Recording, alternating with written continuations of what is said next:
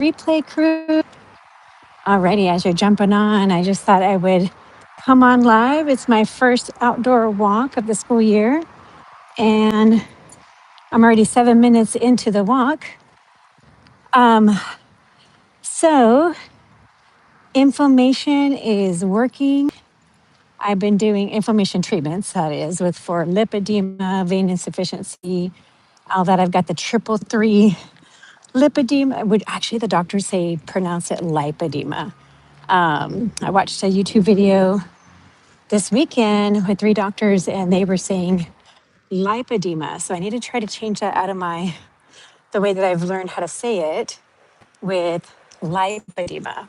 And then lymphedema, I guess I probably have like a low stage on that. So there are, oh gosh, there's stages and levels. Some of those, like they base it off of two different things. Same thing with lipedema. And I don't get like one leg bigger than the other.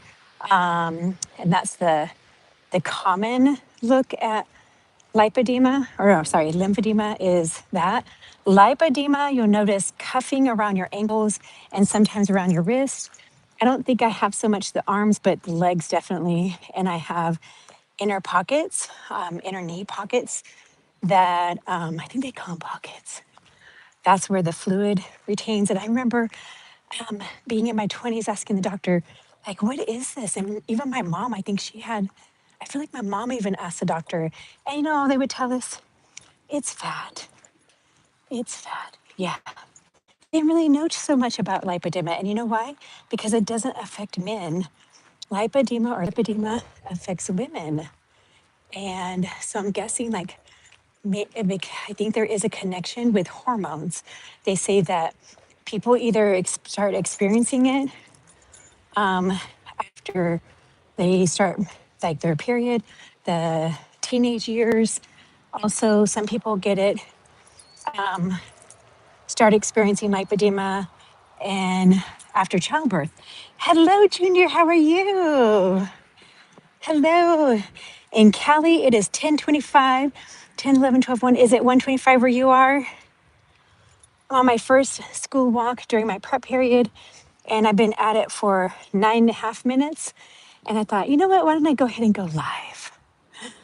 So I was watching some videos this weekend or these three doctors, they were talking about lymphedema, lipedema. So I've been saying it lipedema, but they were saying they pronounce it lipedema, and vein insufficiency. And it appears that I have all three. So they're like, oh, you got the triple whammy. But my lymphedema, I don't know if that's confusing it with vein insufficiency, because I really don't have like one leg that's like, but those big pockets are, 12:25. Okay, you're in Central Time. And thank you for popping in and hitting that like button. I appreciate that. So like some people with lymphedema can have like these really big pockets of fluid, and they might have it just like on one leg, and they look like goiters around the ankles and stuff. And I've always had thick ankles. I call them cankles. But so my doctors keep telling me, the vein doctors, which are called vascular, they say I have more lipedema. I'm trying to change how I say it because I've always said lipedema. That's how I've heard it. But other doctors are saying they pronounce it lipedema. So I'm going to try that. And vein insufficiency. So I do have slow draining veins. My mom had it. She always just called it edema, swelling in legs. She always had to put her legs up in the afternoon. And so I've been doing all the things. Today I have a lymphatic massage. I had a cash pay, so I need to call my doctor because it's very hard out here to find a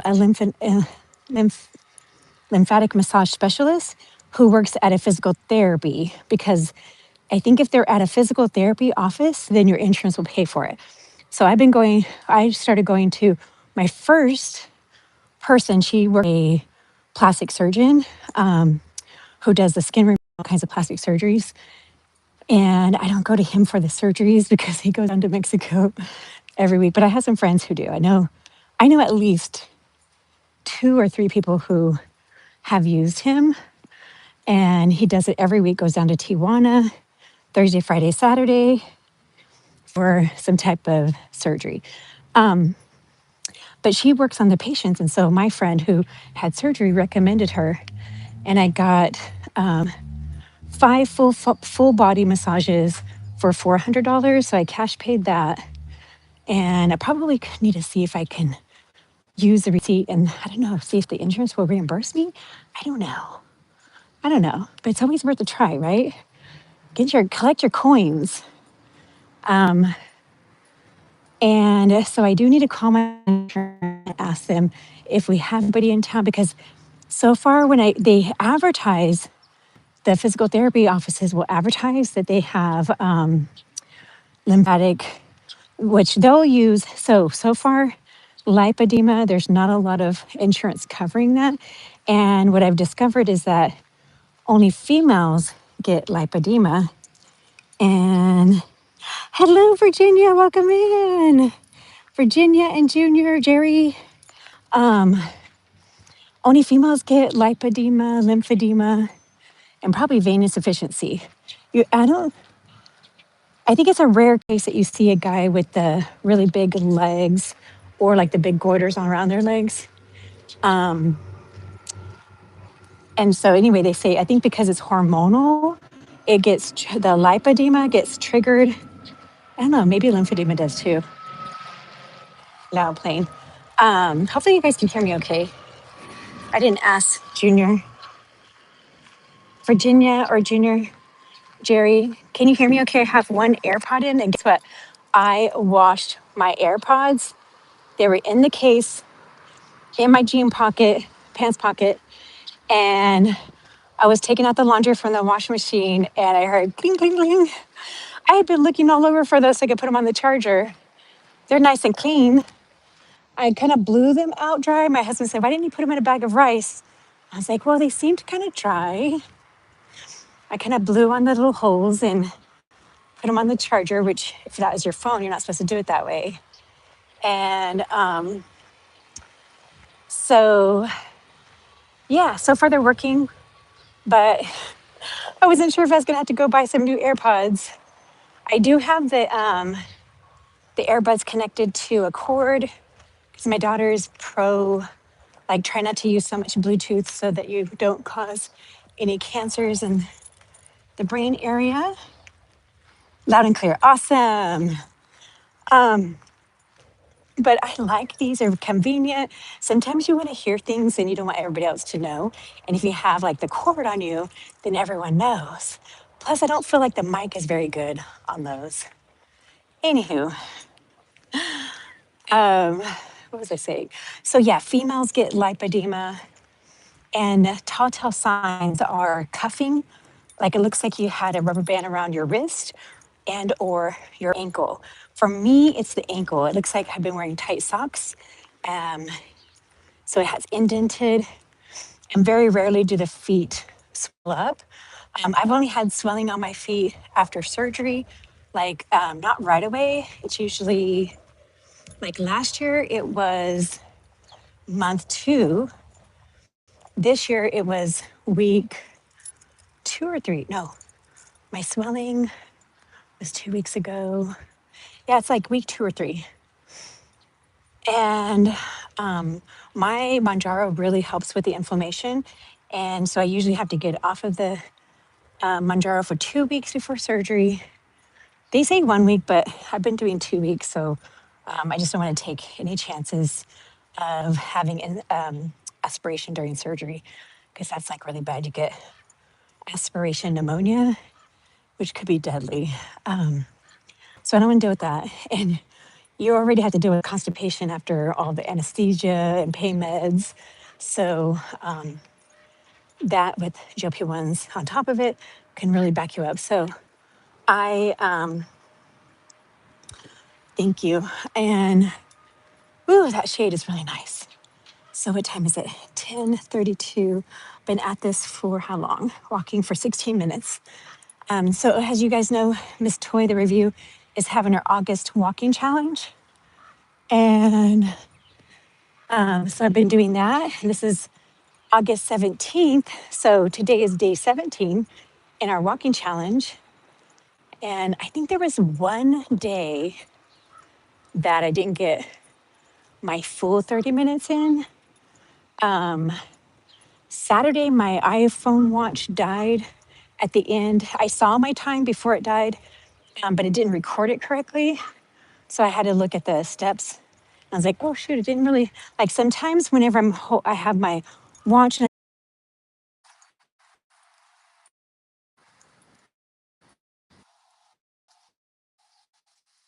that's reconnecting,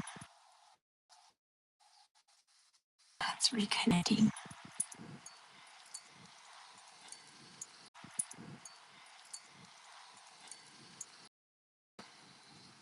Sorry guys, the Wi-Fi, I turned around because the Wi-Fi glitched on us.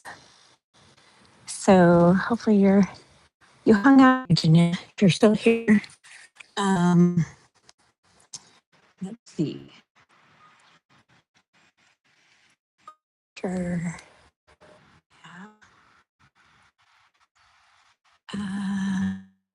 Wait, okay. Oh wait. All right. So the Wi-Fi glitched. So I turned back around to see if this was stronger over here. Let's see what they say when I cut off. Um, but yeah, so I was going to the bathroom a lot this weekend, and it usually takes me like 2 days. It's kind of like when you have a whoosh and it all catches up. So today, I've never been under 143, and the 143 doesn't usually stick very long, and I'm sure this won't either. But with all the lymphatic massage, I've been elevating my legs. I've been wearing compression socks here and there. I've been using the that my daughter got me from Costco. Oh,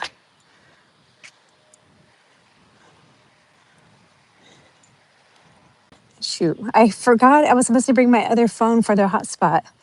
Elevated Chills, hello. Welcome in. Hope I didn't lose you during that Wi Fi glitch. So I've been walking for 20, almost 21 minutes. And I should have so I bought a new phone. I'm using the 17E. And I thought it was a 17 Pro, but oh, that's my 7-minute warning. Oh, I forgot we're on an early out today. No wonder the schedule's off. So I'm going to start heading back to the class and I'll finish my time walking probably during lunch or after work today. Um, Elevated Chills, how you doing? Are you doing any lives today? And so let's see, what was I saying? Yeah, so anyway, I went to the bathroom a lot and I've never been under 143. And I kind of figured it was coming because of how much, and I've been hydrating really, really good this whole last couple of days and doing lymphatic massage, myself, a massage therapist, compression hoses, boots, and using castor oil to massage them, elevating them, vibration plate, and then lower body workout after wish too. So that means that my post-surgery inflammation is gone, and but it doesn't mean it's going to stay there. 142 never been that low. What I have learned with my body is that it go low and then it go back up and it kind of like teeters around. And then it all depends on how much we control the swelling or I control the swelling. So I can see now that those are the therapies I need to do day to day. I'm going to bring in more posts about that because I feel like a lot more people have lipid realize it. And Virginia saying hi, Elevated Chills and a JR. We got one person in the house. Okay. Might be you, Virginia. Alrighty, guys. Well, thank you for being here. I am going to continue my walk later, but I wanted to go live. I posted on the community post. I wanted to say hi to you guys. And then this will get reposted. I am hoping to put, like I said, my plan is keep continuing to put out information about lipedema, lymphedema, and vein insufficiency and what you can do. What are the treatments? It's something that does not get cured. It has to be managed. And it sounds like it's got to be a daily thing, which we just have to figure out a way to get it done on the daily because it's kind of hard to get that done in the morning. So if you can't do it in the morning, at least when you're brushing your teeth, do freezes, tippy toes. That can get you started. Open up your lymph flow, your lymph nodes, and they call it opening up the gates. Open your gates. Get the lymphatic fluids moving. Alrighty, guys. Well, thank you for being here, and I'll repost this as soon as it's available for processing. Thank you for being here. Thank you, Virginia. Thank you, Junior. Thank you, Elevated Chills, and everybody watching the replay. Bye. And where is